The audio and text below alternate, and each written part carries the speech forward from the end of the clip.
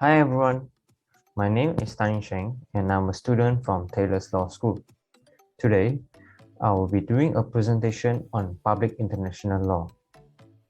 The main focus of today's presentation is on the relationship between formal sources of international law and English law and Malaysian statute law. So, what is international law? International law is known as the rules and practice that governs the behavior of a nation and other entities with international personality at any particular period. And formal sources of international law is where a rule of law derives its validity and force. So what are the formal sources of international law? Treaties and customary law are examples of formal sources of international law. And it is made within the international sphere, which means it is made internationally and agreed by the parties binding to it. And Article 31, Subsection 1 of the Statute of the International Court of Justice is largely regarded as the most authoritative pronouncement on the origins of international law. So, what are treaties? Treaties are such as an extradition treaty or defense agreement and can operate as contracts between two or more parties.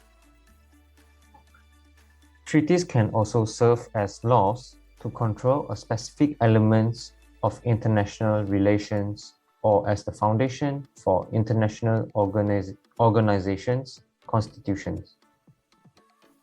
Whether or not all treaties may be considered sources of law, they do impose obligations on the parties. Another formal source of international law is customary law, which stems from a common practice recognized as law. It evolved from the practice or customs of states, thus it is more flexible. Referring to Gulf of Maine case, custom is well adapted to the establishment of broad concepts, and it is always ready to step in if a treaty's particular legal framework fails to acquire universal support. So, what is the relationship between international law and English law and Malaysian statute law? As English law and Malaysian statute law are considered as municipal law, there are several theories for the relationship between municipal law and international law. The first theory is monism theory, where international law and municipal law are considered part of a single body of knowledge known as a law. Both sets of regulations are concerned with the same subject matter and operate in the same area of influence.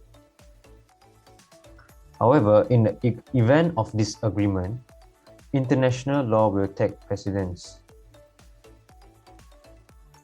Professor Hertz Lauterpacht believed that international law is superior as it prioritizes human rights of individuals, which was different from Professor Carlson's point of view, where he maintained a monist viewpoint on formalistic logical ground. As for dualism theory, municipal law and international law are separate legal systems even though they might deal with the same subject matter. According to Professor Heinrich Trippel, municipal law governs the domestic components of government and deals with difficulties that arise between the people and the administrative machinery, whereas international law governs any country that is a signatory or a treaty to a treaty and focus mainly on relations between states. On the third approach theory, it was derived from the dualist theory, which denies both international law and municipal law to ever operate in the same sphere, even if concerning the same subject matter. If obligation conflict, Municipal courts, unless a municipal rule says differently, give effect to municipal law obligations. And international law, unless an international rule says otherwise, gives effect to international duties.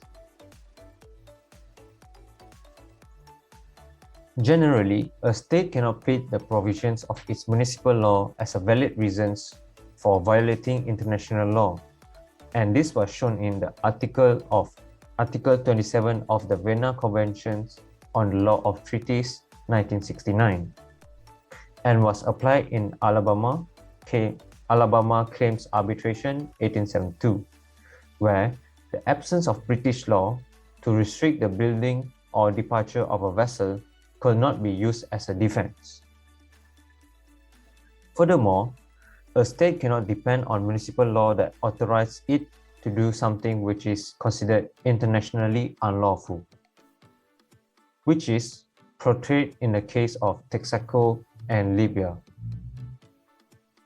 However, municipal law plays a part when terms stated in either party municipal legislation conflicts between states can be resolved, which was shown in Nottebohm case, where the judge held that it is the responsibility of each sovereign state to determine the regulations governing the acquisition of nationality through its own legislation.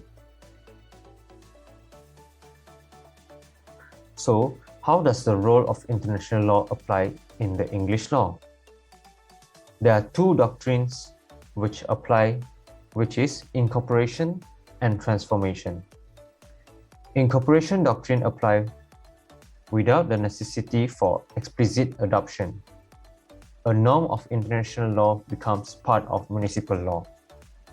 One example is the customary international law, which is automatically and immediately incorporated into English and Wales law without the need for legislative intervention.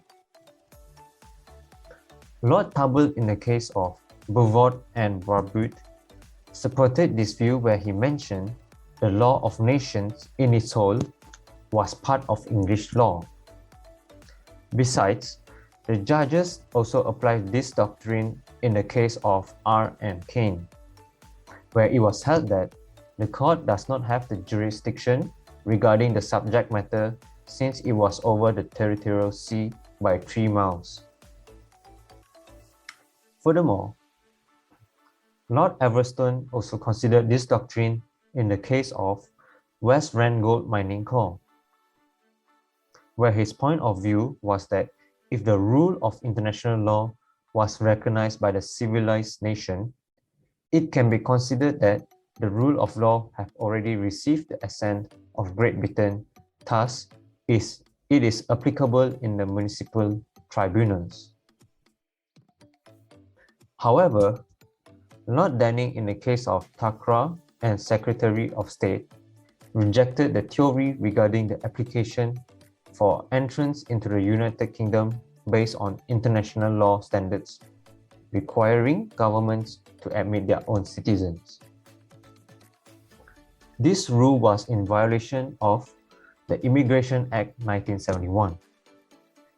But later, in the case of Trentax Trading Corporation and Central Bank of Nigeria, Lord Denning reversed his opinion on the theory, where he held that the incorporation doctrine should apply in this case, otherwise courts will be unable to recognize the changes in international law rules, and international law does not include the rule of stare decisis.